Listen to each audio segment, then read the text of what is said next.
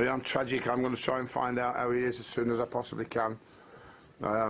Obviously, I knew it was extremely serious when I think his son Darren didn't even attend his own game, Doncaster, today, and I've heard that officially from the Manchester United website that it's obviously a brain hemorrhage or a brain bleed. So I hope he's in good hands, and I hope the operation is a major success, because you know, it's as a personal friend, it's you know, I hope he has a full recovery.